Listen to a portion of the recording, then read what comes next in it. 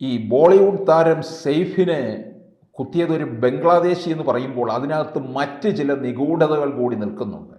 കാരണം ഇന്ത്യയും ബംഗ്ലാദേശുമായിട്ട് ഇപ്പോൾ വലിയൊരു സ്വരച്ചേർച്ചയില്ലാതെ നിൽക്കുകയാണ്.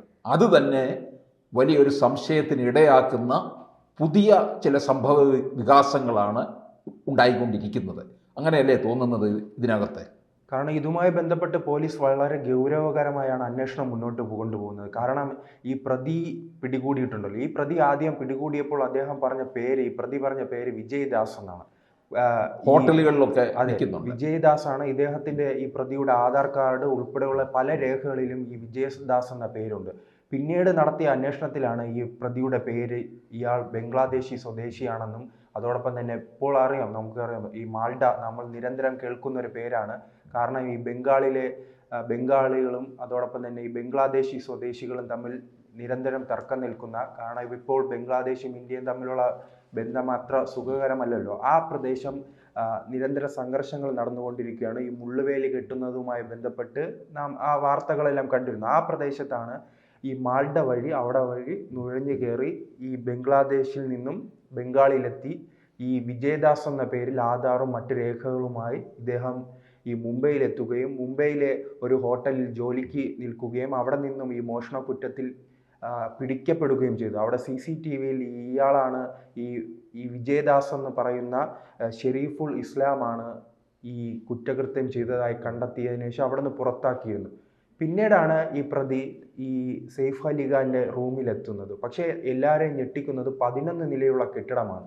ഈ 11 നിലയുള്ള കെട്ടിടം, ഈ നടൻ താമസിക്കുന്ന കെട്ടിടത്തിൽ ഈ പ്രതിക്ക് എങ്ങനെ കൃത്യമായി എത്താൻ കഴിഞ്ഞു, ഈ നടനെ എങ്ങനെ കൃത്യമായി ആക്രമിക്കാൻ കഴിഞ്ഞു എന്നത് വളരെ അത്ഭുതത്തോടു കൂടിയാണ് ഇപ്പോൾ പോലീസ് തന്നെ കാണുന്നത്. അത് ഒരു വർഗീയ കലാപമാണോ ഇതിലൂടെ ലക്ഷ്യമിട്ടതെന്നും പോലീസ് സംശയിക്കുന്നു. കാരണം സെയ്ഫിനെ ഒരു വിജയദാസ് എന്ന് പറയുന്ന ഒരാൾ കുത്തുന്നു. പ്രത്യേകിച്ച് അറിയാം, മുംബൈ പോലുള്ള ഒരു സെൻസിറ്റീവായ ഒരു പ്രദേശത്ത് ഇങ്ങനെ ഒരു ചെറിയ സംഭവം മതി ക്രമസമാധാനം കൈവിട്ടു പോകാൻ. അങ്ങനെ ഒരു സാഹചര്യത്തിലാണ് ഈ വലിയ ഗൗരവകരമായി തന്നെ പോലീസ് അന്വേഷണം നടത്തുന്നത്. മറ്റൊരു കാര്യമുണ്ട്, ഈ ബംഗ്ലാദേശിൻ്റെ പ്രശ്നത്തോടു കൂടി തന്നെ ഇന്ത്യ സർക്കാർ ശക്തമായ നിലപാടെടുത്തു വരികയാണ്. കാരണം ഈ രാജ്യത്ത് അനധികൃതമായി കുടിയേറി താമസിക്കുന്ന ബംഗ്ലാദേശികളെ കണ്ടെത്തി അവർക്കെതിരെ നടപടി കടുപ്പിക്കുന്ന ഒരു അവസ്ഥ ഉണ്ടായിട്ടുണ്ട്. ഈ സംഭവത്തിന് പിന്നാലെ ഡൽഹിയിലെ പല ചേരികളിലും ഈ വലിയ തിരച്ചിൽ നടത്തുന്നു. നൂറുകണക്കിന് അനധികൃത കുടിയേറ്റക്കാരെ കണ്ടെത്തുന്നു. അവർ വിജയ് എന്ന് പറയുന്ന ഇദ്ദേഹം 5 മാസത്തിന് മുമ്പെയാണ് ഇവിടെ മുംബൈയിലെത്തിയതെന്നാണ് പറയുന്നത്.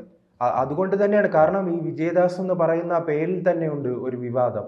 ആ രീതിയിൽ തന്നെയാണ് പോലീസ് അന്വേഷണം നടത്തി വരുന്നത്. അതോടൊപ്പം തന്നെ കൂട്ടിച്ചേർക്കാനുള്ളത്, ഈ സർക്കാരിന്റെ ഭാഗത്തു നിന്നും ഈ സംഭവത്തിന് പിന്നാലെയല്ല, ഇതിനു മുൻപ് തന്നെ ഇത്തരം അവർക്ക് ഈ നമ്മുടെ കേന്ദ്ര സർക്കാരിന് കൃത്യമായ നിലപാടുകൾ, ഈ രീതികളിലുള്ള പ്രസ്താവനകളെല്ലാം ഈ സർക്കാരിന്റെ ഭാഗത്തു നിന്നുണ്ടായിട്ടുണ്ട്. ഇത്തരം ബംഗ്ലാദേശി കുടിയേറ്റക്കാർ രാജ്യത്തിന്റെ വിവിധ ഭാഗങ്ങളിൽ കുടിയേറി പാർത്തിട്ടുണ്ട്. അവർ ഇത്തരം ക്രമസമാധാന പ്രശ്നങ്ങൾ ഉണ്ടാക്കുന്ന രീതിയിലേക്കെല്ലാം വ്യതിചലിക്കാനുള്ള അവസ്ഥ ഉണ്ടായിട്ടുണ്ട്.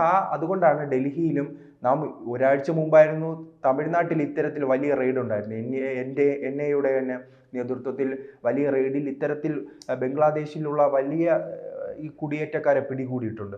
അതോടൊപ്പം തന്നെ ഈ സമയത്ത് ഉയർന്നു വരുന്നതാണ് NRC, പൗരത്വ രജിസ്റ്ററുമായി ബന്ധപ്പെട്ട്. കാരണം അനധികൃതമായി കുടിയേറി ഇവിടെ താമസിക്കുന്നവരെ അന്ന് പൗരത്വം നൽകാതെ മറ്റു നാടുകളിലേക്ക് അവരെ തിരിച്ചയക്കാനുള്ള നടപടിയെല്ലാം വന്നപ്പോൾ ഇന്ത്യയിൽ വലിയ രീതിയിലുള്ള പ്രക്ഷോഭമെല്ലാം ഉണ്ടായിട്ടുണ്ട്. ഇപ്പോൾ അത് വീണ്ടും ആ ചർച്ച ഉയർന്നു വന്നിട്ടുണ്ട്. അത് എത്രയും വേഗം ഇന്ത്യയിൽ നടപ്പിലാക്കണം.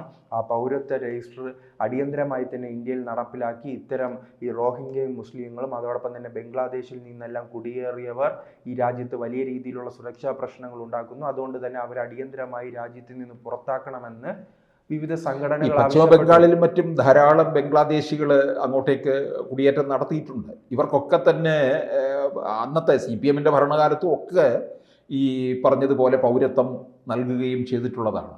പലതരത്തിൽ ID കാർഡുകൾ വിതരണം ചെയ്യുകയൊക്കെ ചെയ്തിട്ടുണ്ട്.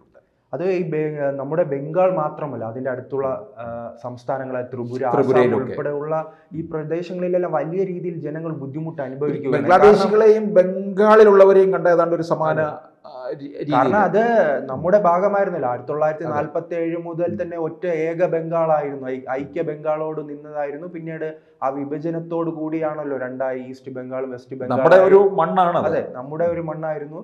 അതിനെയായിരുന്നു ആ വിഭജനത്തോടു കൂടി രണ്ടായി തിരിയുന്ന ഒരു സാഹചര്യം ഉണ്ടായിരുന്നു. പക്ഷെ അവർ എന്തായാലും അന്ന് പാകിസ്ഥാന്റെ ഒപ്പമായിരുന്നു.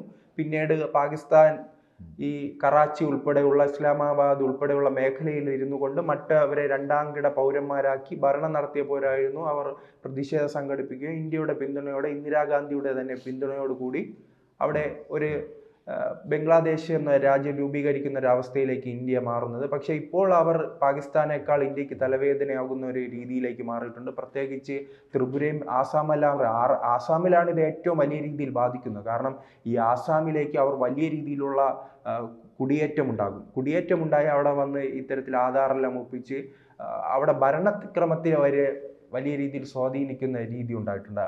അതോടൊപ്പം തന്നെ ഇത്തരക്കാർ റോഹിംഗ്യ മുസ്ലിങ്ങളായാലും ബംഗ്ലാദേശികളായാലും ഇന്ത്യയിലെ വിവിധ ചേരികളിൽ താമസിക്കുന്നു. അവർ മര്യാദയ്ക്ക് വന്ന് താമസിക്കുന്നതിൽ ഇന്ത്യക്കാർക്കൊന്നും വലിയ കുഴപ്പമില്ല. കാരണം ഇന്ത്യയിൽ നിന്ന് തന്നെ വലിയ രീതിയിൽ പല രാജ്യങ്ങളിലും. പക്ഷേ ഇനിയിപ്പോൾ അത് പ്രശ്നമാണ്. കാരണം ഇത്തരത്തിലുള്ള നുഴഞ്ഞുകയറ്റക്കാര് രാജ്യത്തിനകത്ത് പലതരത്തിലുള്ള ഒരു ഭീകര അന്തരീക്ഷം സൃഷ്ടിക്കും എന്നുള്ളത് ഉറപ്പാണ്.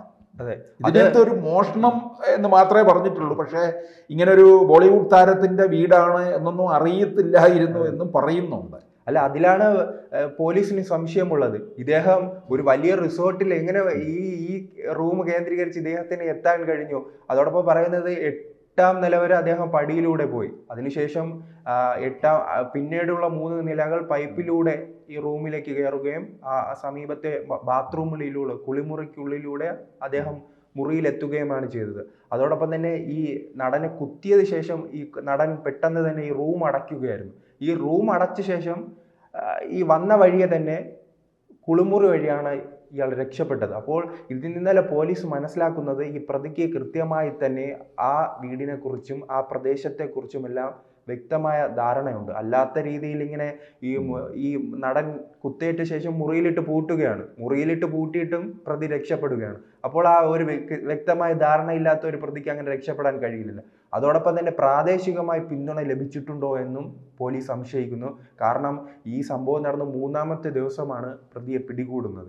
അപ്പോൾ ഈ പ്രാദേശികമായി എന്തെങ്കിലും പിന്തുണ ഉള്ളത് കൊണ്ടായിരിക്കും പ്രതിയെ ഇത്തരത്തിൽ ഒളിത്താവളത്തിലെല്ലാം ഒളിച്ചിരിക്കാനുള്ള അവസരം ലഭിച്ചതെന്നും പോലീസ് സംശയിക്കുന്നുണ്ട്. അങ്ങനെ വലിയ അന്വേഷണമാണ് നടന്നുകൊണ്ടിരിക്കുന്നത്. പക്ഷേ ഇന്ത്യയെ സംബന്ധിച്ചിടത്തോളം അതൊരു ചെറിയ കാര്യമല്ല.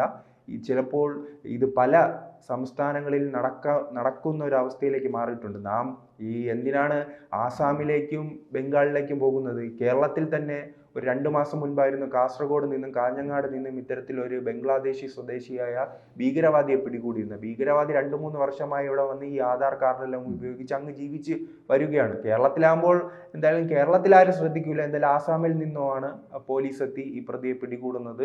അതോടൊപ്പം തന്നെ ഇത്തരം സംഭവങ്ങൾ നടന്ന പശ്ചാത്തലത്തിൽ കേരളത്തിലാണ് ഇനി കൂടുതൽ ജാഗ്രതയോട് തന്നെ പോലീസ് മുന്നോട്ട് നീങ്ങണമെന്നാണ് പറയാനുള്ളത്.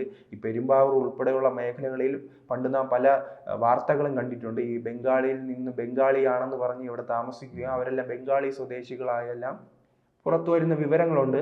എന്തായാലും പോലീസ് ശക്തമായി തന്നെ ജാഗ്രത പാലിക്കണം. അതോടൊപ്പം തന്നെ ഈ പൗരത്വ ഭേദഗതിയുമായി ബന്ധപ്പെട്ട ചർച്ചകളും ഉയർന്നു വരികയാണ്.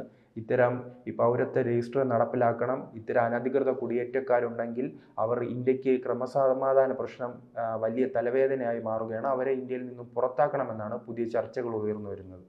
കൂടുതൽ വാർത്തകളും വിശേഷങ്ങളും നിങ്ങളിലേക്ക് എത്താൻ ABC മലയാളം സബ്സ്ക്രൈബ് ചെയ്യുക, ബെൽ ബട്ടണും അമർത്തുക.